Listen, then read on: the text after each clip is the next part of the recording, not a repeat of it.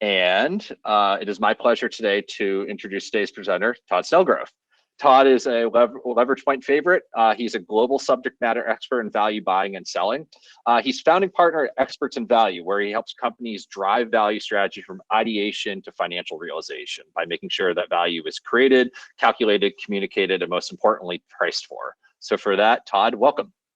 Thank you, Nick. Thank you, Nick. Looking forward to today because it's an interesting subject that a lot of people don't spend much time upon. So real quickly, just my background. In this book, you'll see pictures of. I spent 25 years in industry, B2B mostly, industrial, capital equipment, and the companies that I worked for realized creating great value is one thing, but if we can't communicate it so the buyers are willing to pay for it, it's not worth it. So what I want to do is share some best practices of what I've seen in the marketplace around these areas of pricing and marketing and selling and communicating that value. So just some of the companies that I've done work with, and again, some of these are just keynotes all the way through workshops, all the way through helping them implement Leverage Point and build models and quantify value. So as we start, and please feel free to use the chat. I mean, I'm assuming why you're here is that as a company, you create customer value, but you're having a tough time proving what that value is or getting the customer to pay for it. So real quickly, I'm just going to, have Nick shout out if anybody's got some areas that, this is something we do for customers. We know it creates value, but we're having a tough time either quantifying it or we're having a tough time getting the customers to realize that it's worth something and paying us for it. I want to just write those down, and then I'm going to tell a bunch of stories for 45 minutes. And then at the end, let's come back and just see if we've addressed maybe how we could quantify some of these different harder to quantify value drivers. So Nick, if you're hearing anything. Yeah, so we're starting to see some responses in the chat. So reduced risk is one I'm seeing pop up. There's I guess I would classify a few of these as location proximity based benefits. So offshoring, etc. Okay. So there's risk, there's time savings, there's, I see a couple references to training or more productivity. Let's go down the list here. Bunch of repeats here, so feel free to. I'll give 10 more seconds, 15 more seconds for people to enter these in. Afterwards, I'll try to make examples as we go along that cover. Yeah. We're seeing. There's a whole thing I'm seeing on reducing paperwork. I'm seeing documentation. So. Not speed, efficiency. Translating to speed. I can't even spell. I'm typing so fast. And all, location, proximity. One that I used to get is relationship. So that's odds. I'm going to put that in. That's my free one. Anything else, quick, Nick? Because again, as I said, I'm just scanning through. I think those are the ones that I'm seeing. So if anyone has any other ones, feel free to enter them. Yeah, and again, when we get to the very end, you can always add if we haven't covered, but now I've got an idea of what some of the examples I'll try to hit. So I start every session off, just make sure we're using the right terminology. Price is what a customer pays, $10, euros, whatever. Cost is not the same as price, even though they're 5-letter words. So, price is part of cost. So cost would be the shipping, the receiving, the operating cost, the disposal cost, how much energy, ink, water it uses, cost of downtime, and then value would be not this nebulous word that doesn't mean anything, but the upside, So if, for example, if you could help your customer get to market earlier with something, that's a value. We can quantify that. If you can reduce risk, it might not be a price. There's either costs associated with risk or there's value associated with reducing risk. But, 5-letter words all mean something different, and I'll leave with one point here. But procurement people, and let me be clear, I'm going to talk a lot about procurement today because they're the ones that will strategically find ways to say these soft things aren't a value, they're not hard numbers, I'm not going to pay for them. So of course we want to go to the technical, the line of business, the people that can actually utilize whatever products or services we're selling. But procurement people will say it's funny when I send out an RFQ, RFP, or to an existing supplier, and they say, times are tough, whatever reason, insert reason, your costs are too high. What procurement people tell me is it's funny of how many suppliers come back and reduce price. I would want each of your sales team to be confident, not arrogant. There's a fine line there. But I used to be able to say with confidence, are you concerned that the price is too high or cost? My old email signature was I can be the highest price in the marketplace, but the lowest cost. Let's define price is part of it, but what cost I can affect and what value I can deliver. Let's net it out and find out that, yes, paying a little bit more might be the best investment you've ever made. So the team needs to be confident to push back when they hear people saying, price, cost, and value. I mean, we won't have time to get detailed in here, but to have some visual in your marketing arsenal to explain to customers that price is only part of things. I just said, price and cost. We also have value. And at the bottom part of the price bird there, below the waterline, you can see a lot of things that are cost oriented. I can reduce inventory carrying costs, warehousing costs, insurance costs, administrative costs, etc. But there's also upside. I can increase production. Increasing production is technically not a cost reduction. Time to market earlier is not a cost reduction. It gives you more time to sell something. And in some industries, the pharma industry, the technology industry, if you're in the cell phone business, you miss a month and your competitors are all launching phones, that's everything. The term here that you see, total profit added, is really just an evolution of total cost of ownership. The reason why total cost of ownership is not used is because it only looks at the cost side. I believe our job as suppliers, products or services, is to make our customers more profitable. So that is reducing costs, but also increasing the upside, the value that's tangible and measurable. So funny enough, it's a term I've heard a lot, risk, but it wasn't something that I really had seen a slide that was clear and explaining to me. But the risk matrix from a procurement perspective is looking at what's the probability or the frequency that it's going to happen, and what's the consequence when it does happen, negative.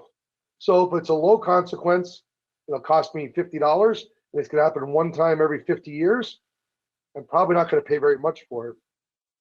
But if it doesn't happen very often and it's got high cost, I'm willing to pay for that. And if the consequences are high and the frequency is high, I'm willing to pay more. But I think we should stop and take a look at this and say, really, where are we and how we affect our customers? And we'll talk about how to present risk, how to calculate risk, how to get customers to want to pay for risk. But I thought it was an interesting way to look at it. And what I was saying to Nick before, what's kind of interesting is, the same company could value these things completely differently, and the same person. So based on the time in your life, the age of your kids, your financial situation, you might say, you want to know what, this is not that big of a deal. I don't want it to happen, but the costs aren't that big and there's a workaround associated with it. And yeah, there we go. Or, oh my word, if that happens. So the example I gave to Nick before is 15, 16 years ago, Canadian living in America in Michigan. It's a 3.5-hour drive home. Kids didn't have iPhones. I don't even know if iPhones were around. Either way, bought those DVD players so they could watch movies on the way home. I paid more because the risk if that thing broke was 2 crying kids for 3.5 hours. So I bought a brand name one that had higher functionality, had more stuff to it. In today's world, of course, my kids are older. I would say I don't care. They've got iPads, I this, I that. The probability it happened went way down. The consequence went way down. So I'm still the same person. My kids are still the same, but the situation has changed dramatically. So, finding the right people that think of these things and starting to put some numbers on it by doing some research. Okay, we'll talk about how to present that, because I think if you try to over quantify risk, it can become negative. So a term I had never heard of, but I think it reinforces an amazing point of something that I ran into all the time, something called moral hazard. And I'm not going to read the definition, but moral hazard is when somebody's making a decision that they're not accepting the risk for. So 2 funny examples, and then I'll give you one that I will live in. A funny Bloomberg article, if anybody remembers some of the banking crisis, is, there's insurance. I don't care. I can do dumb things all I want because I will not bear the risk of if it goes bad. If somebody was interested in giving me speeding ticket insurance where they would pay all my fines and my insurance costs wouldn't go up, I wouldn't care. I mean, take safety out of the equation here. So what I find is, if let's just say procurement again, procurement or finance, you're talking to somebody that's in downtown New York in an air conditioned building, and you're talking about helping their production facility in Edmonton, Alberta, reduce downtime, which causes this, this, and this, and it could happen on weekends, and it causes overtime and et cetera, employee happiness. I don't deal with that. I can't even understand it. It doesn't resonate with me because I'm sitting in an air conditioned office. So we'll get into this in a second, but I think storytelling is the best way to really get people to see what these less quantifiable things are. We can talk about it's faster to fix the machine, but again, to the procurement person, do I care? So I have a friend, a guy named Rob McGuire. He's a procurement expert. He's run procurement strategy and consultancy for one of the big fives over the years. He's been a chief procurement officer at some Fortune 500,000 companies. And I used to sell to him. And he goes, Todd, what's funny? We present together and stuff. He goes, one thing I didn't know that I actually did, but I had a strategy of stupidity. So a salesperson would come in and talk about all this great stuff they're going to do for me. They're going to do free training. They're going to come in and do this service. They're going to reduce my risk. They've got a better relationship with my people. They're going to do all this stuff. And he goes, what I found was the more I said, I don't care. What's that worth? Why bother? The more your team would come in and give me free stuff. The more I said, yes, I heard you say this. The more I said, I don't care. The more your team said, well, I'm going to come in and show you how smart we are by doing an even better service, and even more advanced training. Even more smart people are going to come in and do something. He goes, what sales teams need to know is when I play dumb, I'm doing it strategically, number one. And number two, you need to back off and take things away. So 2 points here. He goes, what I find is, just because it might be easy for you to do, doesn't mean you need to tell me that it's easy to do, because if it's easy, I don't want to pay you for it. But you need to be saying, okay, fine, sir. You don't value whatever some of the things we talked about before. This service I'm going to do to reduce your inventory, this training service I'm going to do, my proximity to you versus somebody else. Okay. And I'm making numbers up just to try to make points here. Okay. I mean, okay, my competitors have a 96% fill rate. Because we're closer, we carry more inventory, whatever it is, we're at 97%. Okay, for that price, we're going to deliver at 96. Just because you could deliver better doesn't mean you should do it. You need to pull back the good stuff we give away, because the story he tells me is a supplier was in talking about doing some services and things included with an overall bundle. And he basically said, I don't care, what's it worth, why bother, I'm not paying for it. He goes, this salesperson was smart and says, okay, then we won't do it. And he goes, well, wait a minute. You just said you could come in and do ABC for my company. Yes. And you said you didn't value it. You weren't going to pay me for it, and that it brought no value to you. It's going to cost me time and money to do this. I can, use those resources somewhere else. And he goes, then I had to admit that it was worth something. So your sales team needs to be confident to come back and say, okay, if you don't value that, you don't value our relationship, fine, I'll call you once a month. You don't value that we're going to respond faster than somebody else because we're closer, fine, then we won't respond faster. But you're down the street. Yeah, I can go to other, anyway, we'll talk about this, having versioning and stuff, but I thought it was a key takeaway saying, okay, these might be soft things, but the more the customer said they didn't care, the more we gave it to them for free, when really what we should have said is, we'll take that away, which I know for salespeople, that's tough to do. We'll not get into this slide because we're covering a lot, but when you get the deck, what it shows is procurement people from a bunch of different associations realize more value when they start buying from suppliers based on value, not lowest price that meets the minimum requirement. And that does include the soft things. And I'll give you some research as we go through to, but again, there's a lot of neat statistics here that you're free to use. And there are, third-party procurement associations saying, really working with suppliers hand in hand, I'm getting more value.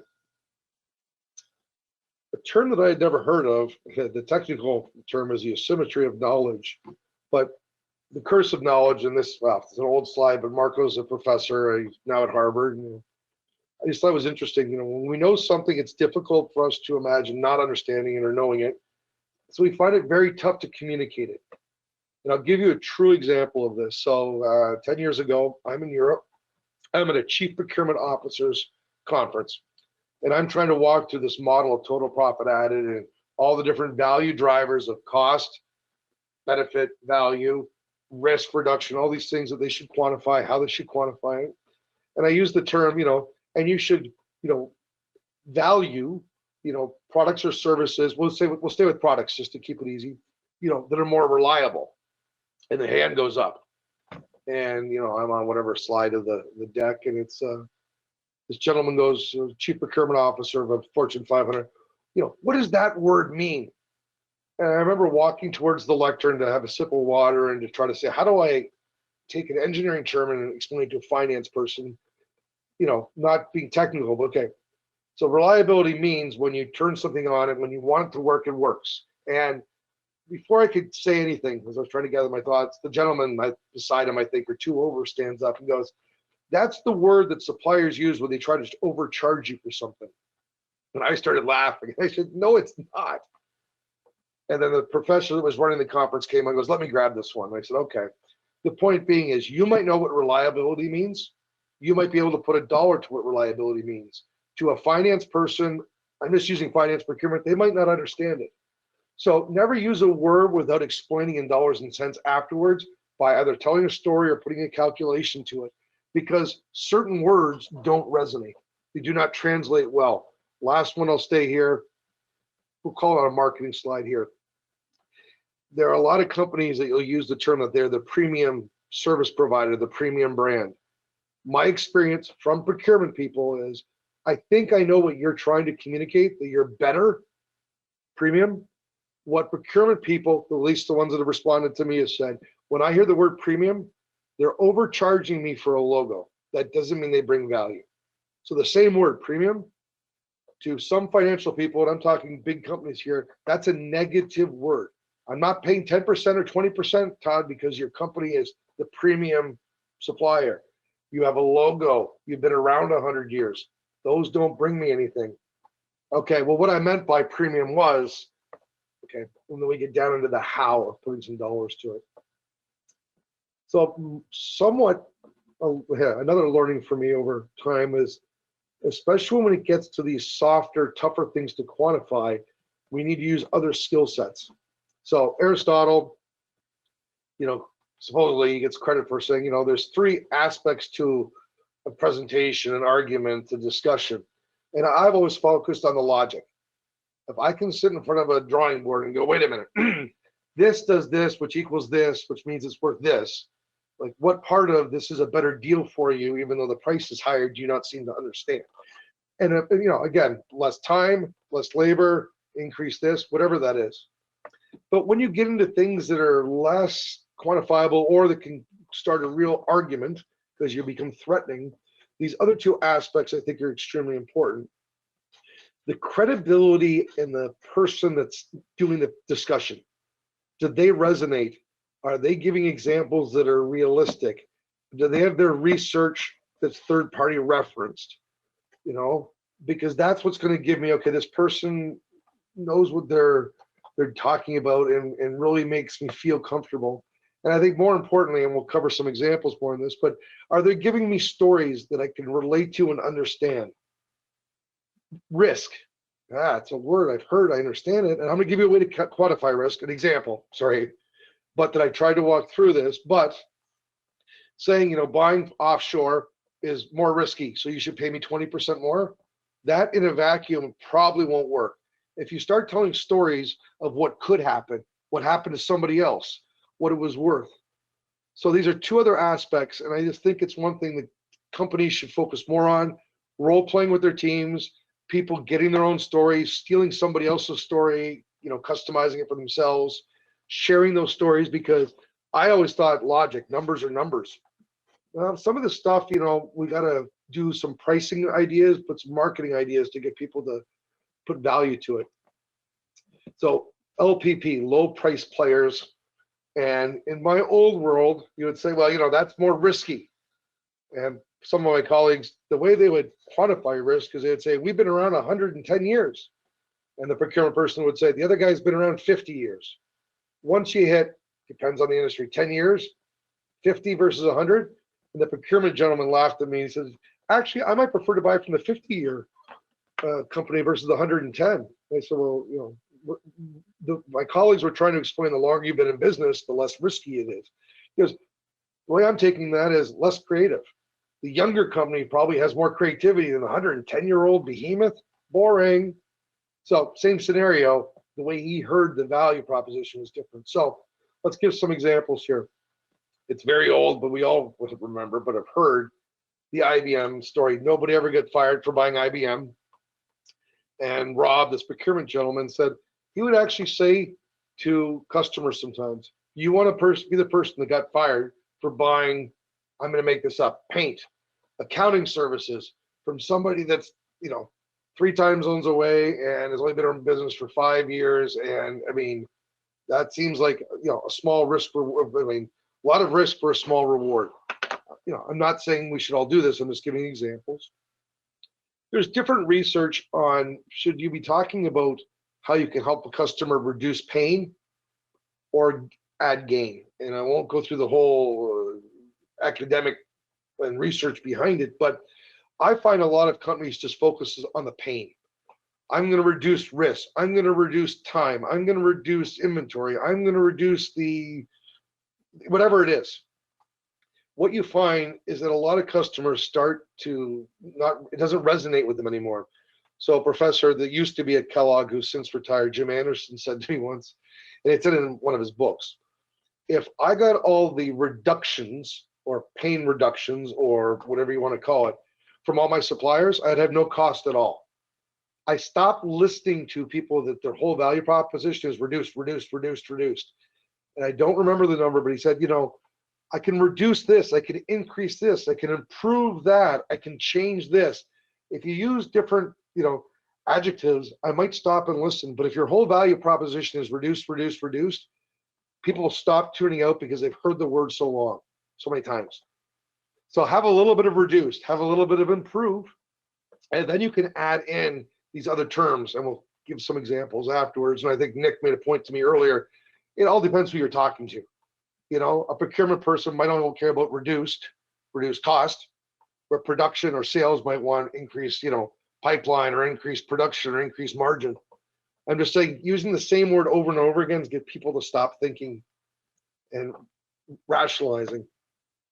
So Lucky Gold Electronics, South Korean, I believe, true story, came to North America 20 years ago, had a deal with Home Depot to put their washers, dryers, their white goods, their fridges in test stores, and their engineers could show on paper that they were a better appliance, more robust, whatever their engineering specs were, but they did not sell well because people walked in and said, make up numbers, that's a $1,500 GE fridge versus a $1,500, we'll just assume Samsung was around back then. And we're at the price point where risk, I don't want to take risk because if it doesn't work, I got to bring it back. I got to call, fight for a warranty. The food goes bad, so people were doing subconscious risk analysis. They did 2 things. They first came back with an extended warranty, thinking that as a rational person, if they're going to put a longer warranty to it, must means that it's a better fridge, which must mean the risk isn't there. That helps some people get over the hump. What they realized is they came back in other stores and did the launch of these, I call the little mini bar fridges, the ones you'd find in hotel rooms, whatever, $150. My risk point at 150 is different than 1,500. So the soda, the beer, the water gets a little warmer. The world doesn't come to an end. $1,500, the food goes bad, it's big, it's huge, I got a delivery. So if you are playing against risk, maybe think of your entry point differently to try to get people to rethink this. And back to this storytelling, which we'll hit more upon. If anybody remembers, it was a famous American TV commercial, early cell phone days, whatever. I'm going to say mid-2000s. I think they still do it. But it was I hate to say it was annoying because we used to joke about it with my friends. But, Verizon first advertised, and I'm making numbers up, that their network was 99.9% reliable, whatever it is. and others weren't. And then they would show a statistic. Again, reliable. What the? So you're telling me 1 out of 100 phone calls drops, and I have to call the person back? Like, whoopee crap. Then they started this campaign. Can you hear me? Can you hear now? Wait, have you heard me yet? You know, then there's funny ones, you know, whether it was translated wrong or I misunderstood what you said or something. But the storytelling started to make people think, you know, that is something. I've been in the car or I've been on the phone trying to talk to somebody that can't hear me. I call them back. They get upset. Wait till I get a better cell signal. I'll call you back. I mean, they didn't get down to what's your time worth times 1%, but the storytelling started to make people think differently than 99.9 versus 99.1% reliability. So some examples.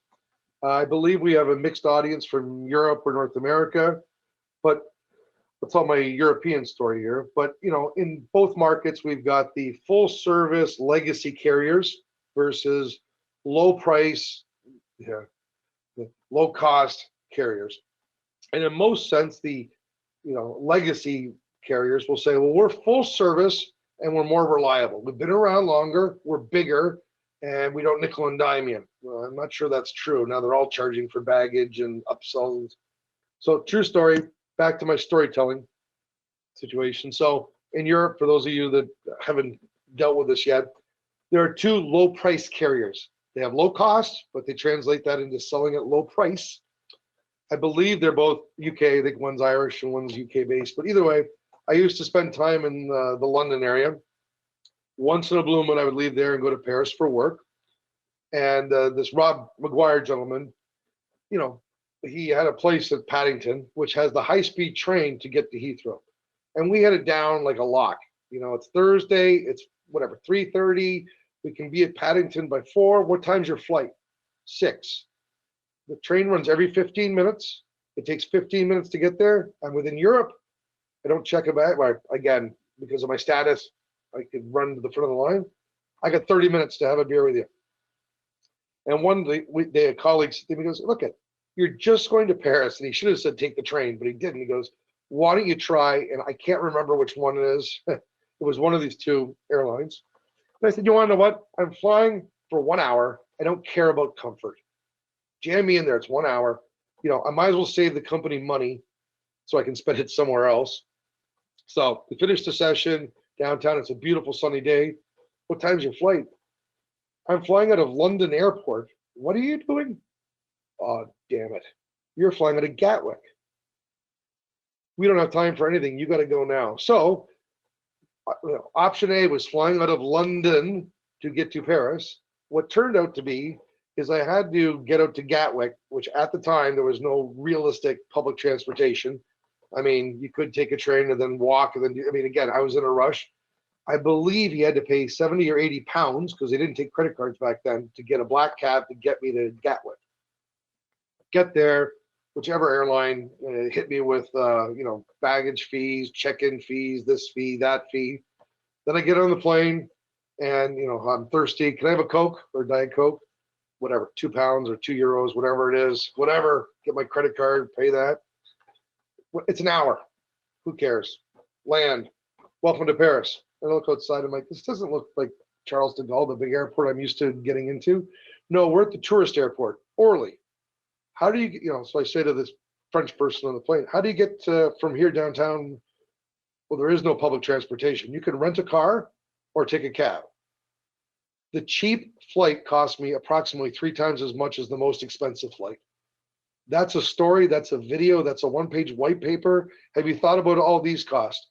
Showing me that, you know, I don't have to pay extra thing to check in or not check in or pay a bag is one thing, but that story, again, I know it goes the other way in some markets also, but that storytelling might have resonated. I didn't think through it.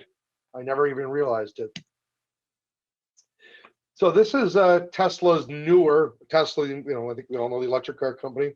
It does value quantification to try to justify that the cost of an electric car is cheaper than a gas car that's similar. I'm not going to say yes or no, but they try to go through, you know, the insurance, the maintenance costs, and all these things. But the original calculator, which I actually have, it's in Excel, and it's something I see a lot of companies do, especially around these small, less tangible things. I'm not saying they're not important, but this is what their first calculator did.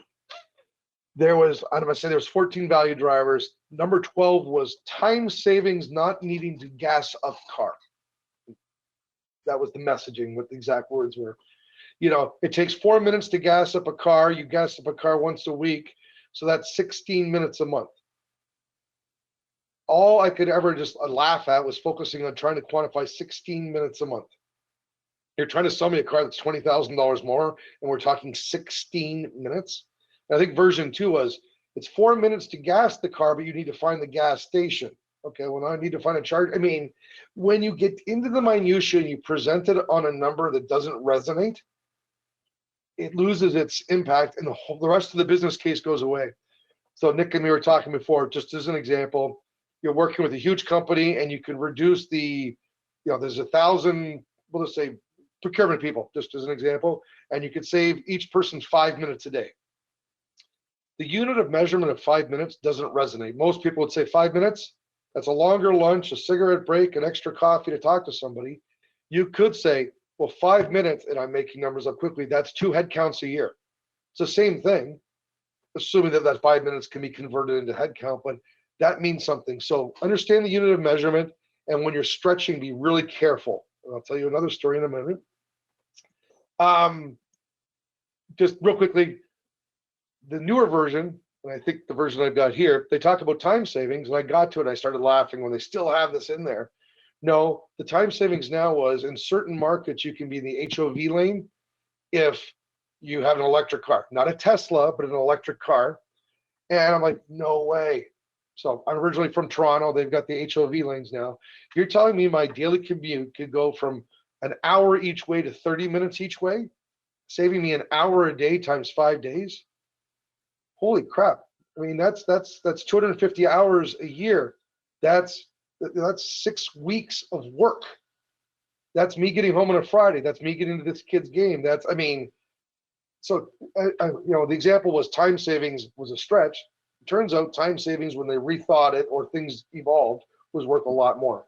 And we could put, Todd's value is this versus this. Again, but 50 hours a year, or a year, holy crap, or whatever it was, 5 hours a week, no, 250 hours a year. Value placeholders, if you have things that have value, but you can't quantify it, or quantifying it would look dumb. 13 seconds a year for 100 people, as an example. What has been shown as best practice is you put value placeholders. So one, you list the value, less time, better relationship, closer proximity, less risk, whatever that is. And I'm already getting into how to quantify that. But don't put 0 and don't put $50,000 unless you have a reason beside the 50,000, which I want to get to. But put $1 or $100. It will stop people. If it's 0, they'll just go right past it. If it's 100, they'll stop, and hopefully you're sitting with them. Where'd that come from? Well, it's worth a lot more than that, but I just put a number down here. What do you think it's worth? We could start having a conversation. So what some people do is not put any number there. People will slide right by it. You'll try to get them to stop. Put a number, but don't put in some huge number, because then there's going to hate to say called BS. $10, $1, doesn't matter. It'll stop and have a discussion. And then the final thing, confusing. There's very important to quantify, to enumerate benefits. But it's when people take benefits and try to call them dollars. So somebody goes, because of our payment process, we will pay you earlier, or as an example. And I'm like, okay, that's the time value of money times 10% times 1 month, whatever the time difference is. And I see numerous companies saying, no, it's free money. I used to get paid $10 million every month, and now I'm getting paid $10 million every 15 days. I'm still only getting paid $10 million. I'm just going to get paid earlier. So be very careful. Call it a benefit. Cash flow, making $10 million 15 days early. Customer will probably just do the calculation I did, the time value of money. You can put that beside it. So you can say 10 million cash flow plus at 10% interest rate, it's worth this. But saying it's, trying to call that dollars, 10 million, most smart people will go, okay, that's BS. So show the benefits in multiple ways and let the customer decide how they want to see it, but confusing them is probably not the right strategy. This is a really interesting piece of work, just one article, but the purpose of this article from, his name's Wolfgang, was to try to get industrial companies to create free versions of services and for fee versions of services. And it has a huge implication on how people think.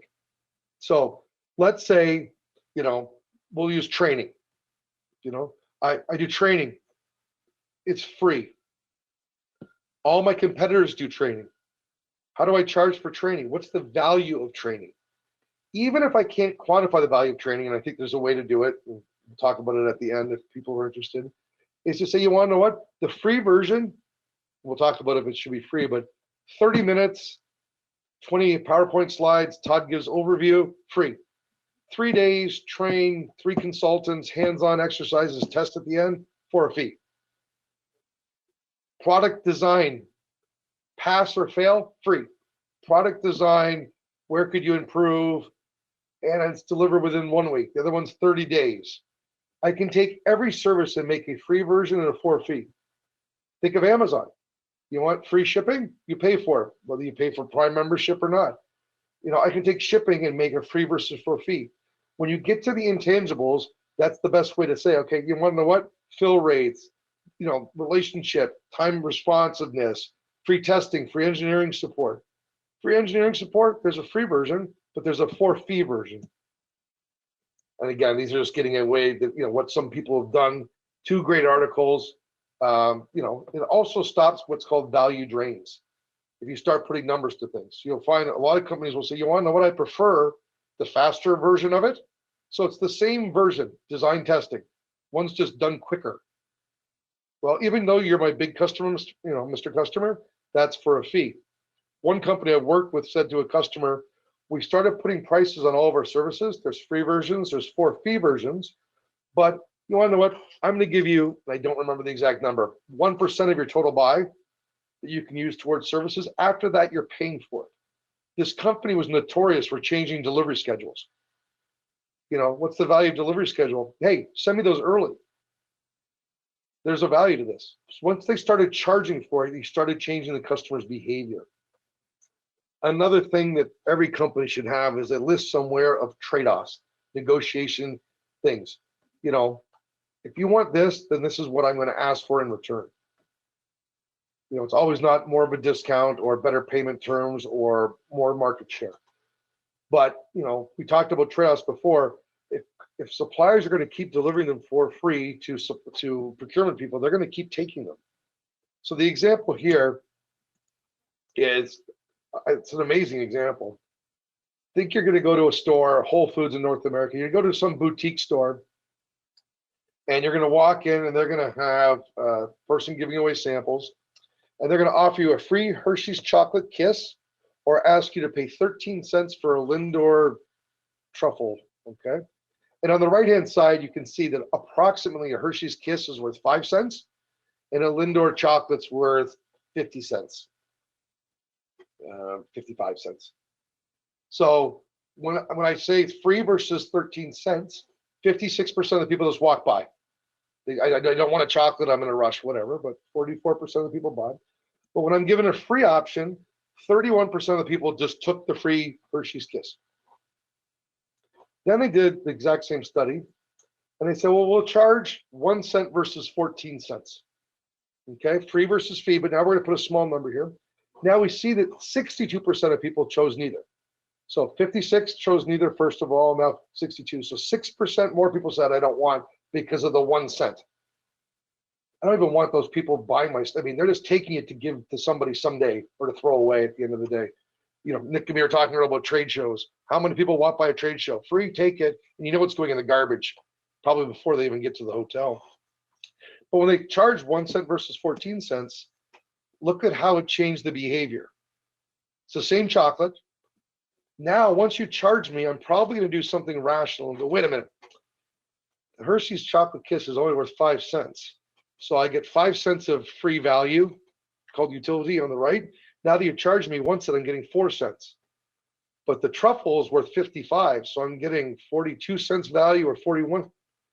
By putting a fee against something, you either get rid of the value drains or you get people to focus on the, wait, you want to know what? I do want the, rush shipping. I do want the more in-depth training. I do want the more advanced relationship. What do you mean advanced relationship? A key account's an advanced relationship, has structure, responsibilities, access, these types of things, services that are bundled that you get. You can take relationship and build it into a package. Free stuff is not good. Okay, quantifying value. This is where we're getting to the end, people. And I've tried to take some examples that hopefully are tougher to quantify and get you to think. So the process I use is take the features and functionalities of what you do, figure out what the benefits are, more reliable, easier to do business with, faster, shorter, etc. And then keep asking yourself this question, so what? What is that worth? So I'll use an example here. A lot of companies will do free training, and I'm not referring to that 30-minute training, that call it the one-day training. Well, what's that worth? Some companies will say, well, that's, you have 20 attendees, you should have paid somebody this amount of money. I gave you a lunch and etc. So that's what it's worth. And most customers will say, well, you're assuming I was going to pay a third party to do this training. I wasn't. So, it's something free that I wasn't going to pay for anyways. I used to, say, okay, there's another way to look at this. Let's take some of the key learnings from this training and put dollars to them. So my old world, think, Mr. Customer, what's the average life of pumps? What's your average this? What's your average that? Get some data points and say, I know what? We're going to cover subjects that are going to help these things get better. And say, if we can improve the life of these assets, what would it be worth? That I can quantify. And then we'd actually track. So we've taught your people how to do this. It should lead to this. Let's come back and see if we actually increase the average life of these assets. So even with something with training, we had the free version, the 4-fee version. One, we got people to move to the 4-fee. 2, started putting some tests to make sure skills were absorbed by the people being trained. And then we'd come back and check, were we able to change a KPI? You can quantify that. We're running out of time, but I just want to use one example here. The second one I think is more interesting, but this is about what if analysis. It actually works. So back in the 19-somethings, there's something in Chicago called, there's a professor in Chicago that taught this called the Fermi decomposition. It's about how do you do estimates? And a lot of the team will say, well, I can't estimate something that I don't know, risk or value. Yes, you can. So the question to, I think it was at Chicago Booth School, to the MBA class or whatever, some class, how many piano tuners live in Chicago? There's no yellow pages to go to. There's no, that's an impossible question. How would I know? Had them in groups. And I guess at that time, the census had just come out. And I don't remember the numbers. I probably should have. I've got the book. I can pull out. But okay, we know how many people live in Chicago. I'm making numbers up. I know there's 1 million people that live in Chicago. I have 1 point of data. 1 million people. I'll role play with Nick. Nick, what do you think the average household size is back in 1920? 4, 5? Yeah, let's go with 5. There you go. 5 to 6. So we'll do some averaging. So there's 200,000 houses. That seems a little high. 180. Okay, but what percentage of those, and Nick, I won't bore you with this because of speed. What percentage of those would be big enough to have a piano because they're not, they're not apartment? Probably half. So we're down to 90,000. How often do you tune a piano? Well, every 4 years. Okay, so that means 22,000 pianos are being tuned every year. How many pianos could a normal person tune a week? Probably 4 a day. You see the idea. With as long as your estimates are logical and referenced, you can get to a number where the customer can say, I don't agree, that's high, that's low. It's reasonable. What I'm looking for is the change between old assumption and new assumption. But it's okay to do that. And I'm going to show you an example in a second. And the last point I'll make here is, we do it in our day-to-day lives every day. Assume that we trust the governments where we live. I could buy a bond and it'll tell me that in 5 years or 30 years or 10 years, I get to make my principal at X% interest. If I sell it before or after or before, I might make more or less, but I know. So I'm taking theoretically no risk, but I'm getting a reward. But if anybody on here owns stocks, you're making assumptions. What the competitor's going to do? What's the market going to do? Will this new solution work? Will that one work? We do it all the time. What I find is some people, especially in technical industries, we can't make assumptions. You ever bought a stock, you're making an assumption on your opinion of the future based on ABC. So a few quick examples. And again, I know we're trying to cover a lot, but this is an actual one that I did. I'm not saying this is perfect, but this company, a software company, industrial software company, created a solution that made shipping on a cruise ship more comfortable. So they had one that said to the cruise ship or shipping industry, here's the most efficient way fuel-wise to get from port A to point B based on current and wind and all these things. And this one that came up with comfort saying, if you're going to go from these islands to these islands, go this way versus that way, like minor changes where the seas are less bouncy. How do you quantify comfort? So I'm not saying this is perfect. I'm just trying to give you an example of something that, just walk through them. Okay, look, if I am more comfortable and I'm on board, I'm going to spend more money on drinks, casino, shopping, excursions. It's an assumption, just like that Fermi decomposition thing was. Turns out the average cruise ship has 2,500 people on board. There's a reference. Now we'll just make up a shipping. They go, oh, ours are 4,000 people, or ours are only two, whatever. If I put a number out that's referenced, they will give me a number. If I ask open-ended questions, how many people are on average? I'll get hums and haws probably. Turns out that on average, this is the same website, that the average person spent $415 on extras over the 7-day cruise. So it's like almost $60 a day, I round, huge gross margin. I mean, that building, that casino player, that guy's sitting there. So any money that's coming in is high gross margin. So every day that's generating $41 of cash for that cruise ship. I probably could have gone to a 10K and gotten a better number, but it's a starting point to get the customer to modify if I'm off. And I'm going to make an assumption. Okay, if I'm seasick, it's bouncing around there. I'm still going to spend a little bit of money, but I'll spend the $41.50 when times are good. When times are bad and I'm throwing up, I'll only spend $11.50. Does that seem reasonable? Let's assume most people, there's the reference point. And then when it's rough, I'm half throwing up, we'll say, it's only going to be $15 more. I'll still spend $26 versus $41. So reasonable assumptions, we'll assume this solution is 100 grand a year, every year for 5 years, making that number up. Assume, I keep doing assuming here, that there's 40 cruises a year because they got maintenance, they have to move the boats around. So if, this is the if statement, if the solution reduces one seasick day and one rough day per person per voyage, what would that be worth? That's a complete if statement. If the piano guy could do this and that, okay, well, 2,500 cruises, 40 cruises a year, 2,500 people, 40 cruises a year, $30 for the rough day, $15. That's $4.5 million. The solution is 100,000. If my estimate is only 2.2% right, this covers itself. If the average person on a cruise spent $1 more, this would pay for itself. So I've reframed $100,000 on comfort to incremental revenue, and then I get to the point where I close with this minimum improvement. It says it's going to generate $4.5 million, but I only need to be 2% right to justify doing this. And then we get into customer satisfaction and retention. How do you measure that? Turns out, believe it or not, it costs $210 to acquire a passenger to get on a cruise ship. I made an assumption that repeat customers are much less expensive.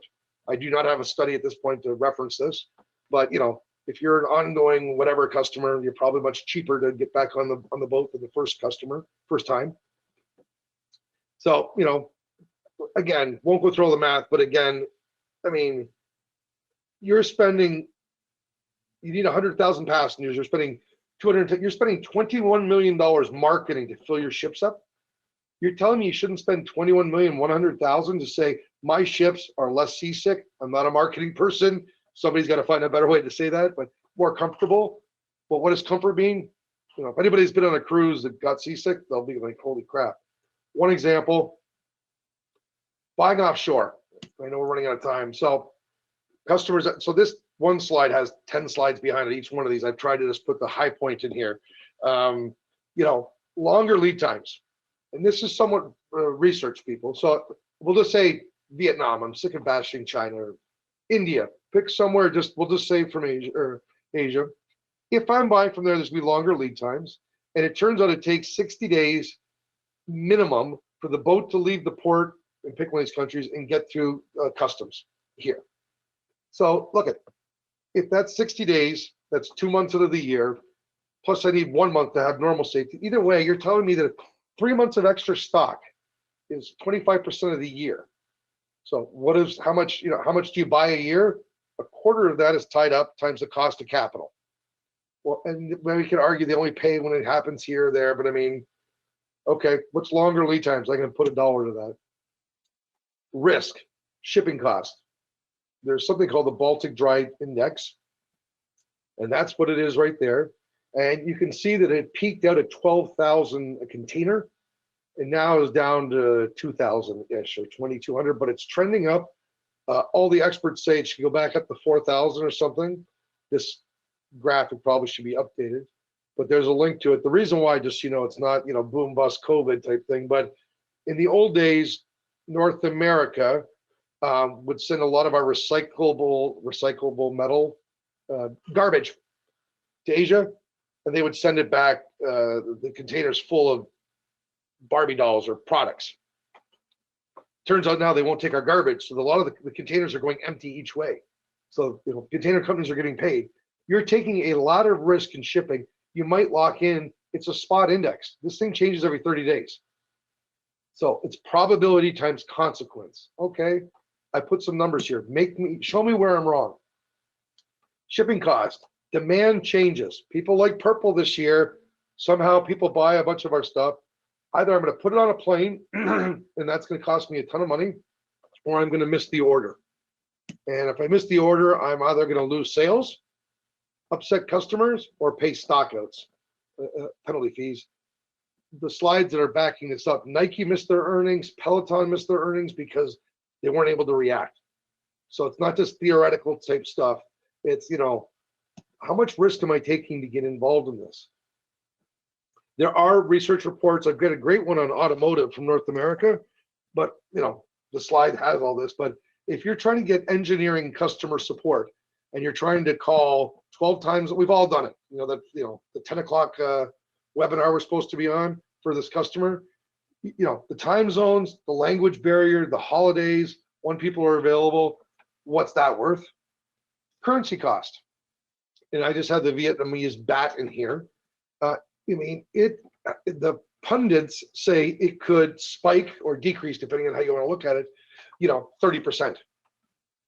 Okay, you just signed a deal, you've got currency protection because, again, their costs are going to go up. They might pay their people in local currency, but they're buying metal coming in or energy. You're taking risk.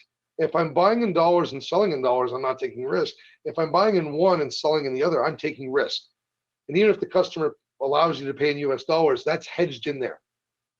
So there's a lot of volatility in a lot of these Asian markets. Again, you're gonna have to fly somebody over there once a year, check the factory. This is where I would drop the stories of child labor, the effect it can have on your stock price, and then we all know that just risks, political, weather, tariffs, government, longshoreman strike that happened, NAFTA arguments. We had this thing called COVID, and then you can close with McKinsey says the value at stake with all this global conflict, civil war, all these types of things could be 70% of companies' profitability. And finally, there's actually a calculator from the US government called Reshoring Initiative that tries to put a few of these things, not near to this down there, but you can start doing some numbers on here.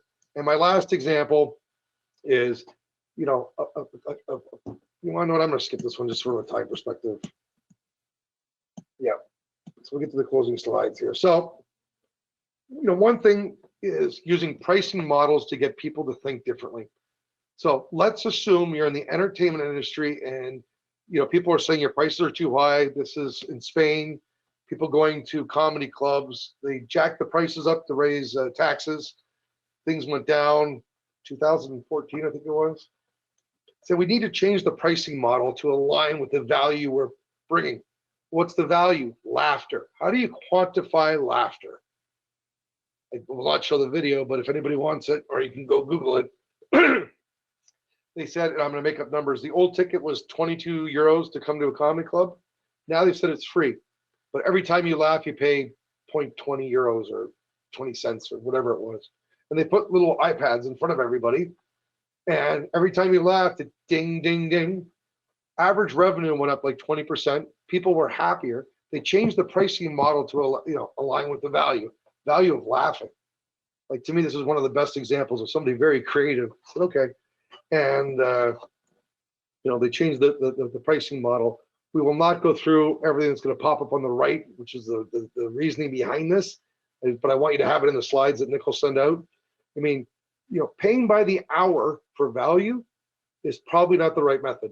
It doesn't focus on creating more value. It doesn't focus on doing things better. It doesn't focus on reducing risk, increasing relationship, any of these things.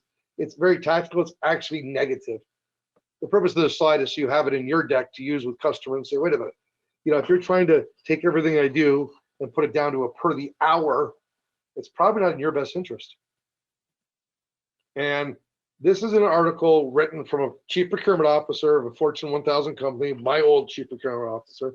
This is a great thing. It's in the journal also. The new rules of purchasing in B2B.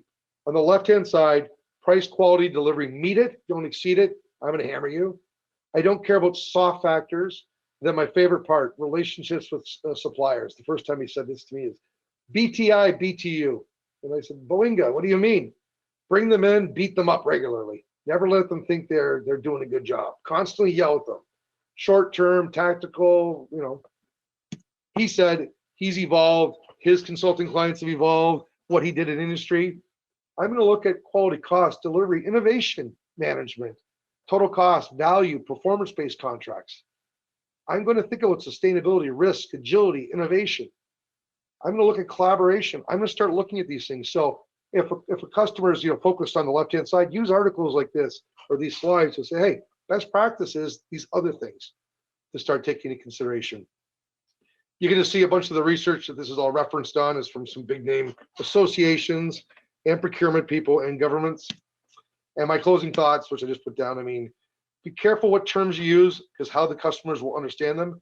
You can use the term value added. You can use relationship, explain it. What's the value of a relationship?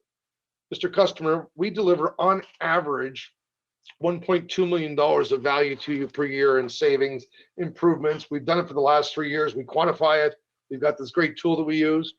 If you switched from us and go to somebody else, how long will it take for them to get in here, walk your plant, meet your people, prioritize ideas, get the team together, start doing the RACI analysis and all that type of stuff to figure out if that takes 6 months, you just lost 6 months, that's 600,000. I can quantify a relationship. I'm not guaranteeing it, maybe I can, but I'm going to start putting some numbers to these things. The free versus fee. Just remember the Hershey's Kiss. I will get rid of value drains and value leaks, and I'll make people look at the more value added one, even though it's relationship or training or something. Just because you can do it doesn't mean you should do it. Pull things back, then you'll see if the customer appreciates certain things. The storytelling thing, I think I've hit enough times. And then some of that math at the end was just a minimum improvement. Walking through that, Fermi decomposition, what would it be worth? And then getting back to, I only needed to be 2% right to justify doing this. So that's who I am. I do value stuff. And work with procurement and the like. And we're right at the end here. So there we go. And I see Nick's got, Oh, sorry, Todd. Go. Please. Yeah, no, we just hit the hour, so I want to make sure everyone can make room. But thank you so much, Todd, for joining us. Your sessions are jam-packed. So we're going to be sending these slides out, and if you have any questions whatsoever, we'll follow up with all the questions that came in the blog post. So Todd, we can probably schedule time to kind of address those separately, and we'll email those out to everybody with those answers.